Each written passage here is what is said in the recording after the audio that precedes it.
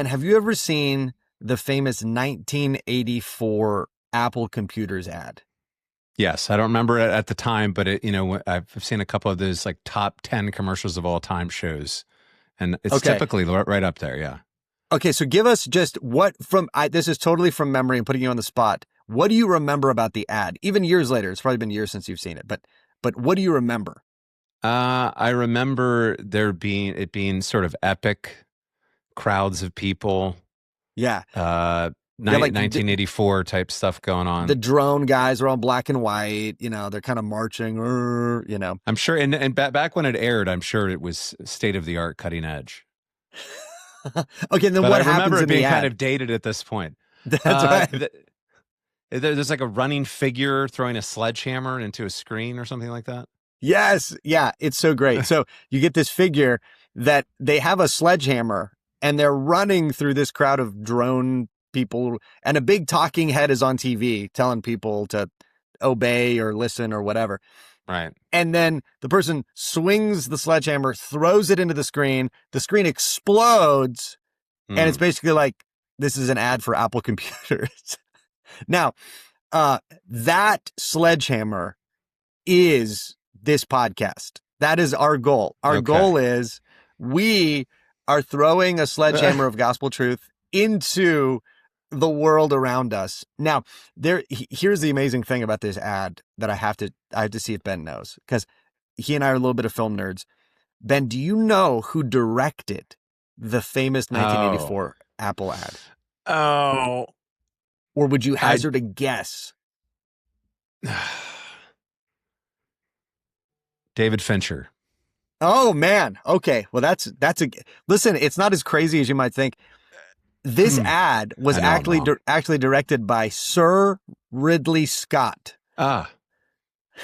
Well, they both they both have directed movies in the same series before. And it's wild, man. It is wild. Now, I went down a deep dive of, okay, how did this ad get made? And one of the interesting things about it is when Steve Jobs and the ad agency brought the ad to the board for Apple, because they were spending like $1.5 million, $2 million to air this thing, the board hated it. And would you hazard any guesses as to why the board hated this ad, Ben? No, I wouldn't know.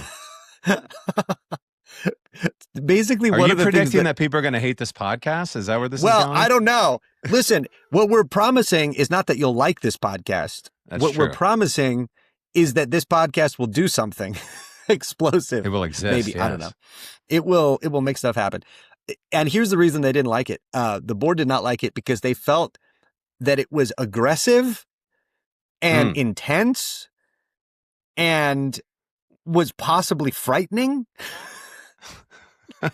And they were like, can't you just show a picture of Apple computers with the little, logo and everybody will be happy? And what's great is Steve Jobs and the ad agency were like, no, this is what we need to communicate. And so what we're doing on this podcast is we are two local pastors. We should have mentioned that. We're two local pastors. How many years have you been in ministry, Ben? I've been a pastor. This is my 16th year of pastoral ministry. I've been lead pastor at Living Hope Church for 10 years this April. Okay. And yeah, so it's similar in some ways. I think this is 15 years for me at Cross of Grace in El Paso. And one of the things that happens, I think Ben would agree with this, in pastoral ministry is as you talk to people, often people are unaware that when they walk out their doors or they turn on their TVs or are driving around town, that there is a conflict around them. Right. And then are surprised when life does feel like conflict. Have you found this at all, Ben? Yeah, I think it would be more in line with the idea that when, Christians face, the ridicule of surrounding culture or marginalization or opposition, that sort of thing, there can be surprise, even though the Bible clearly is saying, do not be surprised over and over again, essentially. This is something that you should anticipate as a Christian.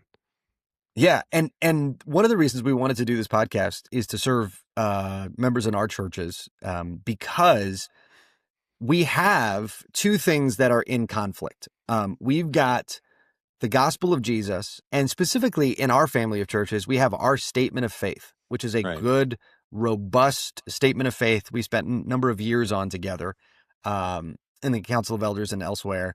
We've got that, the truth, and then we've got the culture around us. And I think too many Christians are unaware that those two things are in conflict and are underestimating, this is what I think, underestimating the number of places in their lives that the truth of God's word and our statement of faith are in conflict with what's being taught in the world around us. And so I think in many ways, what we're trying to do is prepare people and equip people right at that intersection, at that clash, if I could say it that way, because you got to say the name of the podcast, like those old 80s movies where they say the name of the movie. I love it when they do that. So yeah, we gotta go back to the future. That's right. Yeah, you got to say the name. So that's why this is a clash of statement of faith and the culture around us. And we want to equip people for that specific intersection. So anything else you want to say about that, Ben, or the concept of what we hope to do here? No, I think you said it well. The reality is, I think just at a deeper level, there can, for some Christians, there can be an idea like, well, right now we're really facing challenges from the culture and from the world and so forth, without understanding that that's expected and has been happening for the last 2 millennia.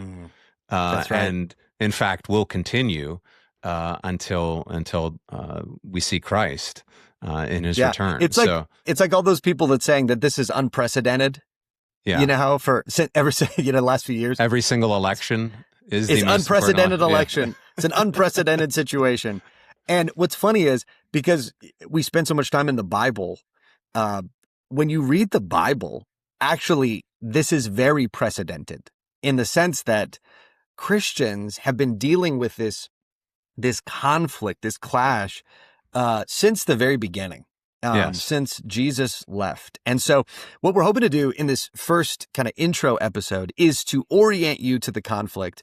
And then in future episodes, God willing, drop into very specific parts of the culture. So things like gender and marriage and how do we think about pop psychology and how do we think about our vocation and whether it fulfills us, our will work, finding the right career, make us happy. And what about AI and all that stuff?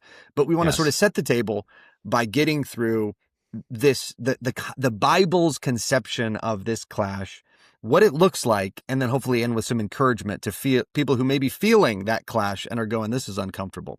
So Ben, why don't you help turn the page to the next section by introducing the book we want to talk about today.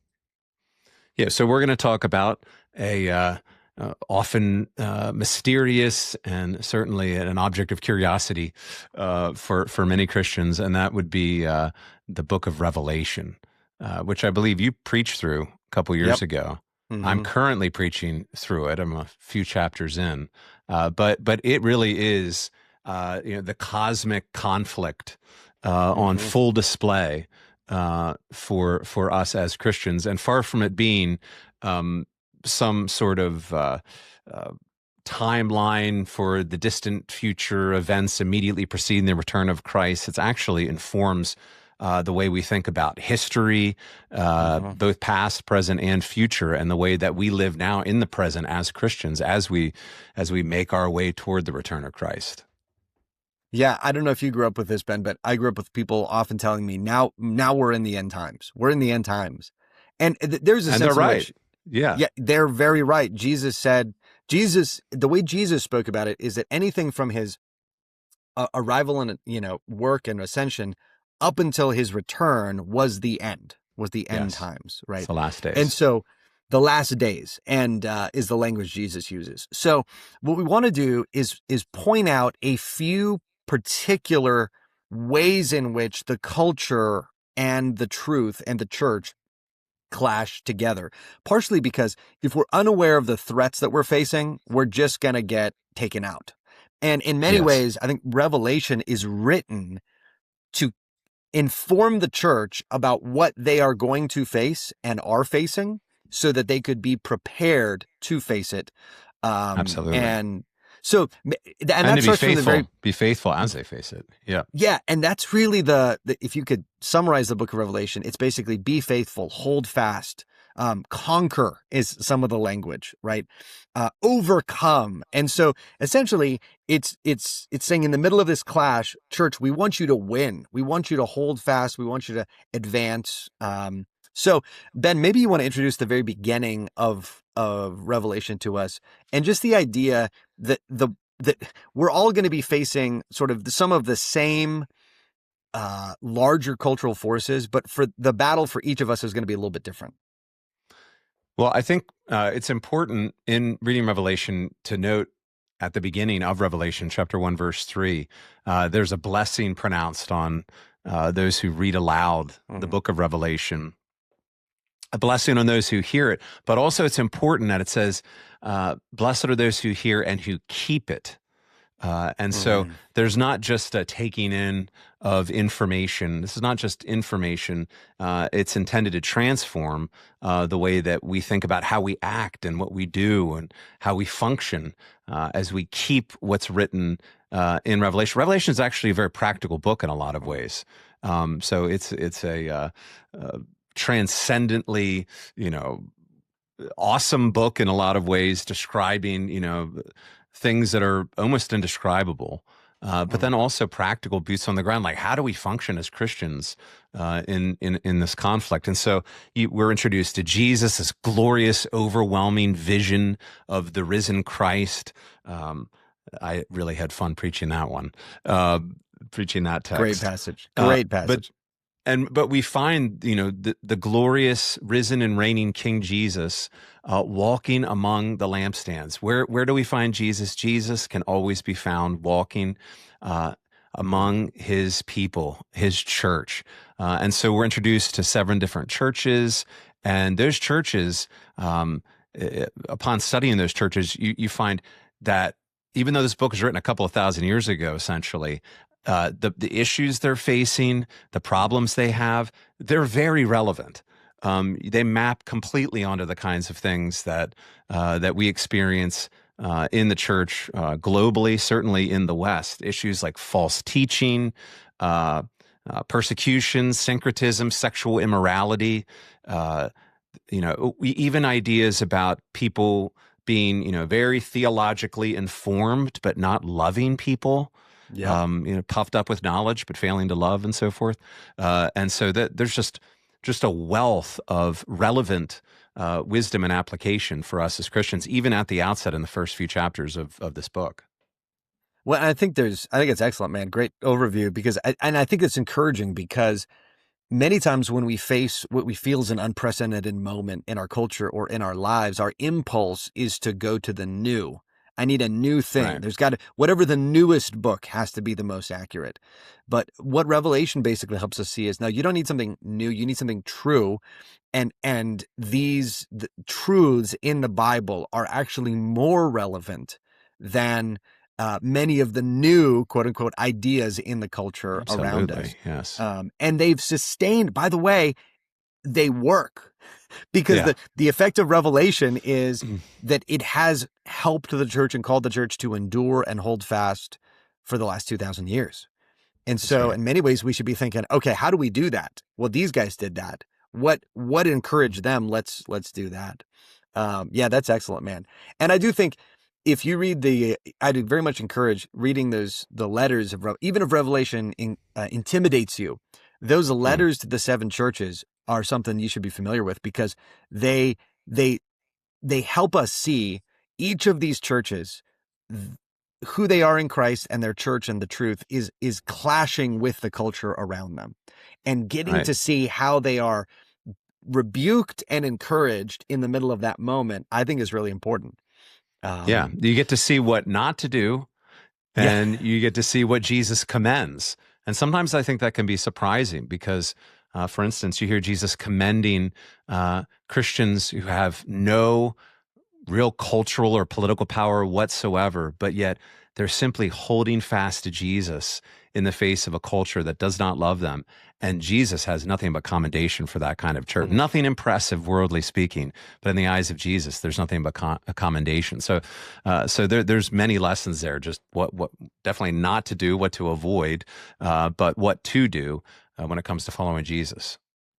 Well, that's good, man. And obviously, but there's much more we could say about Revelation. This is not a full Revelation podcast. Yeah. This is the Clash podcast. But I want to fast forward further into the book, because I think one of the things that's helpful when you read Revelation is that the further you read, the more, in a sense, things are revealed. What's behind the curtain gets revealed. So Revelation really just means the revealing. And so what gets revealed is, on the surface, there's a conflict. There's, the Roman government's doing things. These religious false teachers are doing things. But it's like you keep going almost further and further back to see the forces behind those forces. Right. You get to pull the curtain back on Oz and see the man behind the curtain. And which is something, let's just be honest, the world, the flesh, and the devil don't want us to do that. They're like, pay no attention to the man behind the curtain. Just look at what's in front of you. And Revelation's going, nope, let's look at him. So 3 people behind the curtain, if I could say it that way, that we need to be aware of. And people meaning forces in the culture around us. The beast, the false prophet, and Babylon are what I want to point out. And so you may not have turned on this podcast thinking, man, they're really going to get into the beast, but probably not the way you hope. I'm not going to tell you who the beast is, but what's interesting is these figures in Revelation, they have similarities to figures all the way back in the Old Testament. And the impression you get is these are the kinds of figures and forces that recur over and over in every age. And so the first beast, so the beast, you get the beast coming out of the sea, and essentially he makes war. And so the first threat you have to see is there's a stream in which cultural pressure is exerted on Christians and the church. Now, that is very upfront and obvious to some of our friends around the world. So the Sovereign Grace Churches is a large family of churches, and we have churches around the world in which this is life. They can't post videos of certain things online. They can't even reveal their identities because of the government pressure. And that Revelation would say that's it. That's beastly pressure. But, tribulation. It's a tribulation. And some of that though still occurs. I mean, would you agree, Ben, that we still do get some of that in America, even in the 21st century, a little bit? Yeah, it probably is a little bit more often. Looks like marginalization or ridicule, that sort of thing. Not violence so much, but we just had an apologetic figure. Charlie Kirk got killed, and he was a guy that stood up for his faith and proclaimed the gospel. So it's not unheard of, but maybe not to the point we see in the Middle East or in Nigeria or something like that. Yeah, it maybe is more in the category of cultural, social pressure than sort of governmental, although there can be that. Now I was sort of brought into this semi-early, where a number of years ago, early in my pastoral ministry, I had, unbeknownst to me, that Sunday, somebody had written an editorial against me and the church in the paper. Oh, nice. Did I tell you about that, Ben? Yeah, I think so. And so I'm going, I'm arriving at church, and my experience was everybody just was so nice to me because I was unaware. I was, working on my sermon or whatever. And so everybody coming to the church was like, oh, pastor, we're praying for you. And I'm like, oh man, well, thank you so much. That's very kind of you. But like multiple people just, hey. And I think even one person said something like, no matter what anyone says about you, pastor, we believe in the Bible and and so then I started to think, okay, did something happen? And it was not, it wasn't anybody burning the church down, but it was by name, by our church name, somebody unloading in the local paper about our stance on gender and LGBTQ issues. And so, look, I think I still talk to too many Christians that are surprised that sometimes when you follow Jesus, there is just straight opposition. Your family member will not like it. Your Right. workplace will not like it. And so Revelation says, don't be unprepared, right? Yep. Now, the second beast is the false prophet, the deceiver. And so this is kind of the second thing going on behind the scenes we got to be aware of, is that sometimes opposition to the church doesn't look like straight up threats, intimidation, you do this or else. It looks almost religious. It looks almost Christian. It looks it's sort of baptized and covered in some well, it's spiritual. Isn't that still good? And so, and this is something that in some places, again, like we're right on the border with Mexico, there's dark, evil syncretism between things of Christianity and pagan religion, which is kind of an extreme. But I still think, what would your take on it be, Ben? Do you still think we have some of that floating around? Oh, it's all over the place. I mean, in fact, one of the most dangerous things about this dynamic is that I think those threats from outside the church, they can definitely be more obvious to us. It's a painful experience. It's clear there's people that are slandering and opposing. I think even it's much more insidious, but threats from inside the church, from false teachers, in many ways are even more prevalent, and certainly in the West, things like the prosperity gospel, moralistic versions of the gospel, it's all over the place in different ways, and it's all lumped under the banner of Christianity.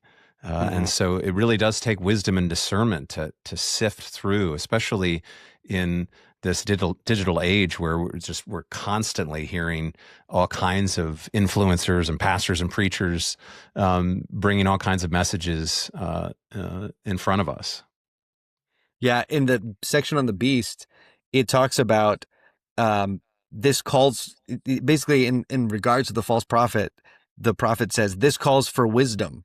Basically, that here is this guy, he looks fine. This calls for wisdom. And then he says, here's the number 666. And not to get in everything in Revelation, but 6 is a biblically significant number of humanity, right? Right. And so it's like humanity to the nth degree.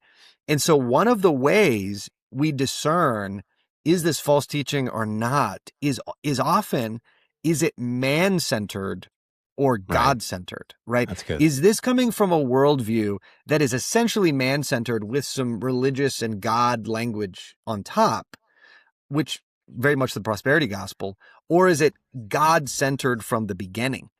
And I think, now you can disagree with me on the 666 thing, but I think it's pretty clear it's a symbol of humanity at its most humanness, apart from God.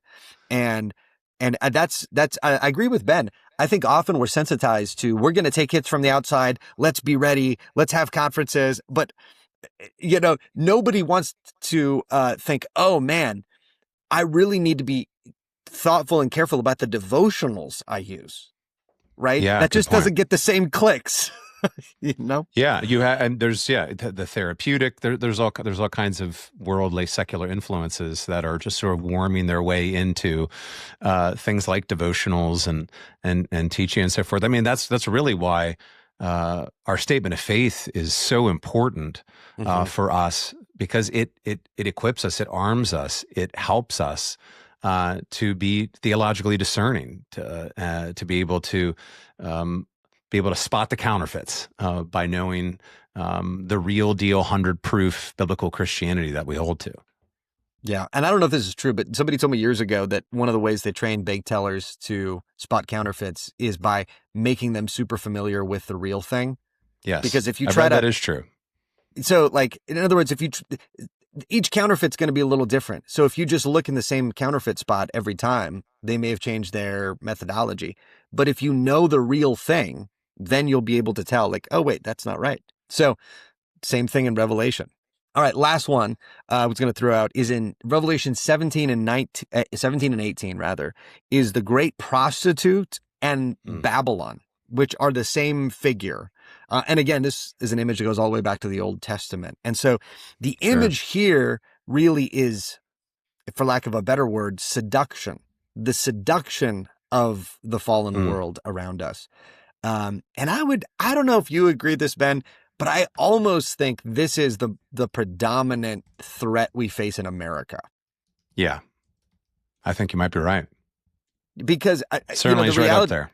Yeah. The reality is that everyone is facing the seduction of fleshly appetites everywhere in America, in every social media platform, in, to use extremes, like even the prevalence of pornography, digital pornography everywhere. Sadly. Listen, I enjoy fiction. I'm a big fan of fiction, but one of the things that's just shocked me has been the rise of essentially pornographic fiction, like these romance novels and things like that, like fantasy romance, whatever, is the fastest growing genre of fiction right now. It's huge money in it, and so it's easy to say like, oh, I'm not tempted by this, kind of pornography, but maybe you're reading some in fiction form, or maybe, you're not tempted by that. And it may not even be sexual. It could just be materialistic. Yes. I mean, like, you catch yourself scrolling through too many houses on Zillow thinking, oh, what would my life be like if I lived in that house? It's just that fleshly appetite. And this is where we'll come back to Apple and say, yeah, they do a great job convincing me every couple years. This phone that I just loved, it's the worst phone. I don't even want to look at this phone. It dishonors the Lord for me to even have this phone. I just want that phone. That's a phone that I could really glorify God with. Or, we baptize it with Christian language. But I think it's just prevalent. And Revelation basically says, guys, this is exerting force on you. That's right. And it's not a pushing force. It is a pulling force, which is sometimes harder to see. And, John, the author of Revelation, in his first letter, describes this category, really, that you can call worldliness, as the desires of the flesh and the desires of the eyes and the pride of life.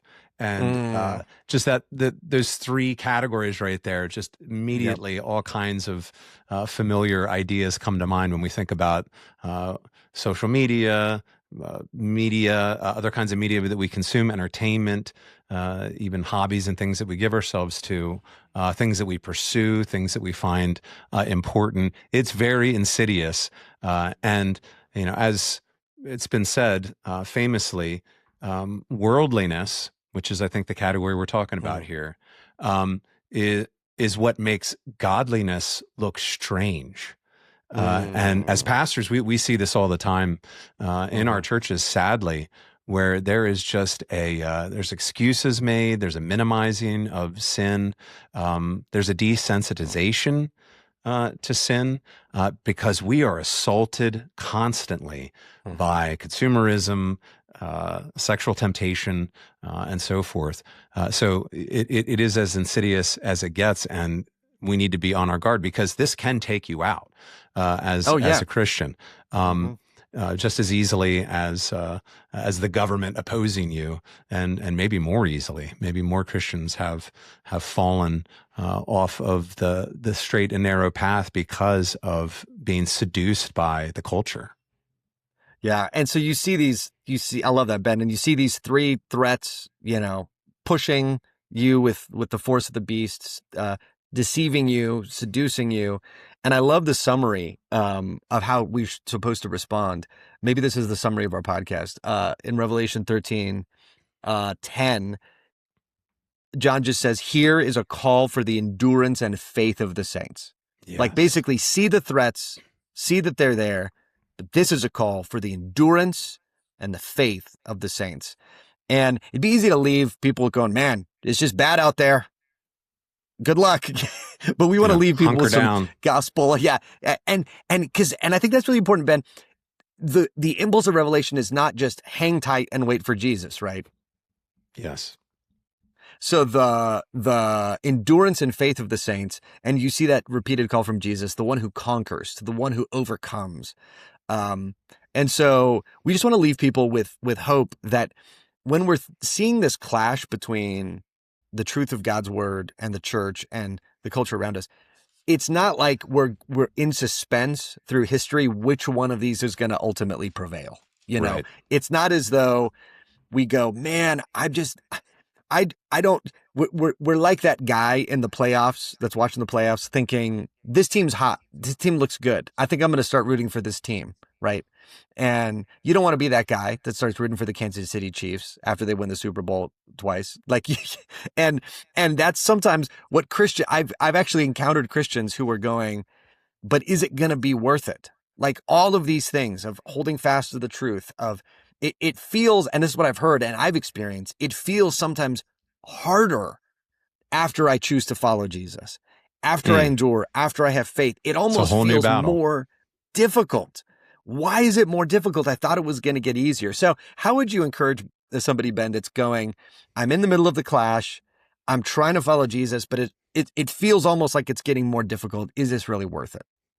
You know, Revelation, again, serves us big time, but all of Scripture really does, because Revelation really, to suffering Christians, struggling Christians, Christians in conflict, are given two essential, compelling realities to keep in front of us the whole time. And that is one of the currently reigning, risen Lamb who is seated on the throne, who is steering all of history towards the consummation of all of God's promises, and that those promises being consummated when he returns in a new heavens and new earth, and when we will all happily declare, you know, every sacrifice, every effort was worth it, as every tear is wiped away, and we are brought into a realm of glory and love and a new earth, where there isn't even need of a sun, for the Lamb himself will be our light. And to know that this one, transcendent over history, the suffering of his church and so forth, is also, as we saw at the beginning, where can you find him? He's with his church. He's walking among the lampstands. He knows us. He cares for us. He's making promises, very great and precious promises to us for us to cling to and hold to, so that we can conquer and overcome. Yeah, it's beautiful, man. And just Revelation gives you that picture of the risen Christ right up front. It's like the first thing. Even it almost says, even before we show you the conflict and the difficulty and the battle, we're going to show you the victor, the guy who is riding out with power. One of my favorite pictures is in Revelation 4, where it talks about the throne, and this throne being full of majesty and glory. And it says a throne stood in heaven with one seated on the throne. And then it describes the throne. But this one detail, brother, as I was studying Revelation a couple of years ago, really broke me to the point that I think I just stopped prep, and I just cried, because it says that before the throne came flashes of lightning and rumblings and peals of thunder, and the Spirit of God is on the throne. And it says, and before the throne there was, as it were, a sea of glass like crystal. And the picture that's so beautiful to me is below the heavenly throne, the world is roiling and fighting and churning, and there is all kinds of conflict and difficulty, and things are clashing together. But it's almost like as John is given this picture, he moves up to see the throne, and everything before the throne is so still, it is like glass. And the sea in Scripture is often this picture of chaos, of sinful, destroyed world chaos. But before the throne of God, that churning, burning world just is calmed, and he's ruling. And I just think, man, that is such an encouraging word when we feel we're in the middle of a clash. Maybe the clash is really personal. Maybe it's Maybe it's in our extended family that somebody doesn't like what we believe or the way we're raising our kids or something like that. It could be at work. It could be in culture. You could wake up to an editorial against you. I don't know. I don't know your life. Maybe it's really specific. Temptation. Yeah. Yeah. Temptation comes against you and you are just feeling with everything in you. And everything in the world, by the way, is saying, just give in. You'll be happy. Just give in. Just give in. Just give in, you know. And to lift our eyes and go, the Lord rules. The Lord reigns. He's in control. He's in charge. And so when we pick our side in the clash, because you have to pick a side, that's the other part of Revelation. You have to choose. Are you on the side of the Lamb or the side of the world? But when we choose the side of the Lamb, we're choosing the right. We're choosing the good. We're choosing the true. We're choosing the beautiful. And I think that's an encouraging word no matter what's going on in your week. It is. And, you know, a book like Revelation helps us see beyond, you know, our present circumstances and the chaos of the world, to see Jesus there, but to also hear him assuring and promising us, no matter what appearances may be, ultimately, everything sad is going to come untrue. Justice will be done, and God's people will ultimately be rescued and redeemed. It's sort of the way the author of Hebrews might put it. You know, we have a race to run in this fallen world, and so we are laying aside sin and weight, and we are looking to Jesus at all times, because it's there we find our purpose and the provision that we need as we run this race together. Amen, bro. Well, if you've made it all the way to the end, congratulations. This is an experiment from Ben and I. We want to communicate our personal gratefulness for listening or watching this first episode. Give us your feedback. We want this to be helpful to you. Our heart is that we would equip Christians in the middle of that clash between truth and culture. And this hopefully set the table a little bit. But one of the things we want to do is address those specific places of clash between culture and truth. So if you have one of those, feel free to drop it in the comments or to email one of us. And God willing, we'll be back very soon. Ben, thanks and congratulations on graduating from seminary. I see your proud Southern hat, and I do not have that. And you look appropriately enough. I am a book person. I don't mean to brag, but that's what my hat says. Despite the fact that Ben has 30,000 books behind him, and I just have vinyl records of like Back to the Future. Tons of money, countless years, and all I got was this hat. So that's the. It's good, man. All right, well, share the good stuff with us, and we'll see everybody.